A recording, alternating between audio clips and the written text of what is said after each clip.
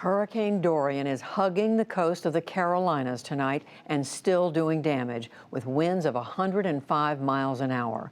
The storm flooded streets in a series of towns today and blew out power to more than 200,000 customers. It is also blamed for 4 deaths in the U.S., plus at least 20 in the Bahamas. John Yang reports again from Nassau in the Bahamas on the storm's progress. An all-day assault, rattling winds and unrelenting rain as Hurricane Dorian batters the Carolinas. South Carolina Governor Henry McMaster. We urge everybody to stay inside. If you don't need to be out, don't go out. And in this kind of situation, you don't need to go out. Stay off the streets. It's very dangerous. Overnight, the storm actually strengthened for a time as it pushed north just offshore. Rushing water flooded streets in Charleston, South Carolina. By day, massive waves crashed on the Folly Beach Pier near Charleston. Up the coast at Myrtle Beach, a foam-covered Jeep was partially submerged. Onlookers took selfies as waves rocked the car. More than 800,000 South Carolinians were under evacuation orders. Some, like Michael Gordon, sought shelter in Charleston. They're expecting a lot of water downtown, and it was best to get out. Hope for the best, prepare for the worst. I'm preparing for the worst. But Chip Irvin and others decided to ride it out. We just kind of waited and watched the storm to decide what was going on. And we've been through enough storms that we kind of just wait to kind of see how they play out. As the day progressed, Dorian lumbered toward North Carolina, where the Outer Banks barrier islands are vulnerable. Governor Roy Cooper. Get to safety and stay there. Don't let your guard down. This won't be a brush by, whether it comes ashore or not. Cooper also warned of storm surges that could reach 7 feet. Another danger, tornadoes. One ripped through Emerald Isle south of Wilmington, leaving shredded homes and fences in its wake. In the Bahamas, Dorian's devastation was again on full display. Under sunny skies and along now calm shores, leveled homes and yachts tossed around a damaged harbor. On Abaco Island, survivors faced their new reality. In a shanty town known as the Mud, a rainbow rose out of the vast rubble. Andrew Evans arrived in Nassau today from Abaco.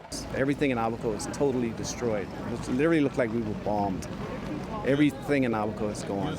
A flurry of rescue and aid groups geared up in Nassau, hoping to make it to Abaco and Grand Bahama tomorrow.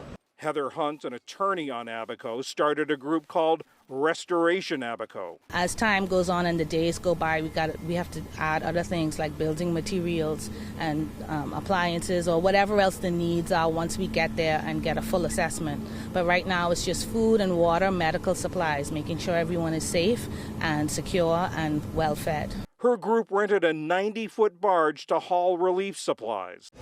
And celebrity chef Jose Andres is leading a team in the kitchen of the Atlantis Hotel Convention Center in Nassau.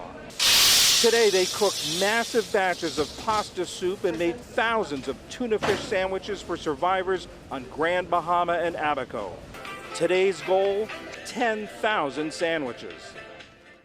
Here in this marina in Nassau, some of these pleasure boats are being loaded up, ready to make the run tomorrow to Abaco Island. These 4 boats are being loaded with supplies donated by Chattanooga businessman Lou Lantini. They have 20,000 tarps, generators, medical supplies, tents, toiletries.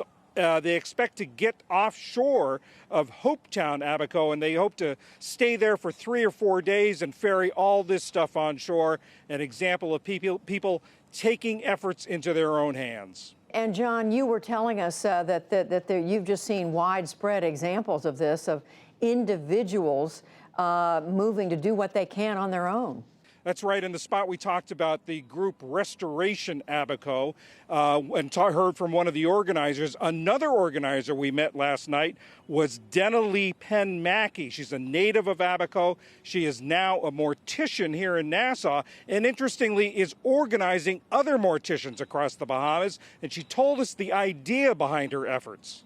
Me, as a funeral director, I'm told that the number of casualties are rising.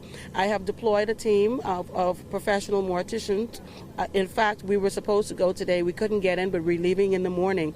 But the hard part for me is I don't know if I will be retrieving my own loved ones. I have my mother, I have aunts, I have uncles, I have brothers, I have sisters, I have nieces, I have nephews, all in the area where there has been no relief at this particular time, no rescue, no recovery.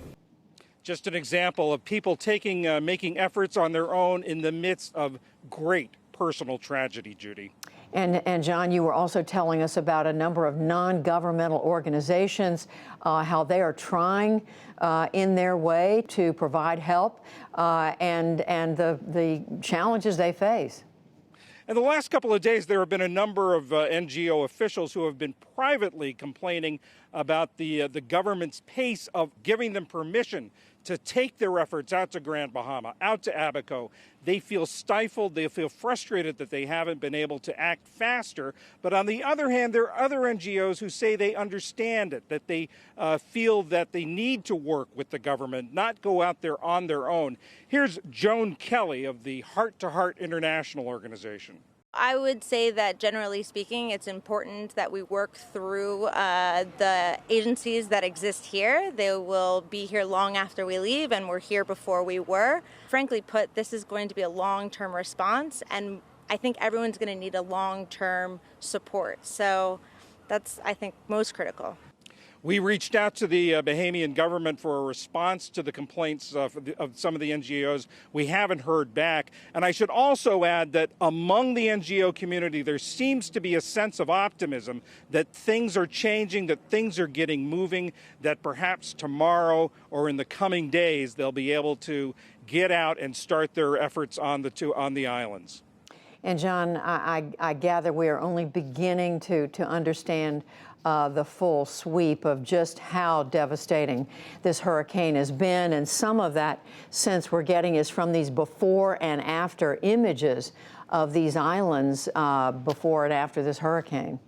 Yeah, that's exactly right. From social media, from people on the islands who are sending out pictures like these of the airport on Abaco, just showing how the airport has been inundated, the runways inundated with water, with sand, with debris, the force of the hurricane force winds sitting on that island, sitting over it for more than 2 days. And we can see the devastation and the effects of that in those before and after pictures.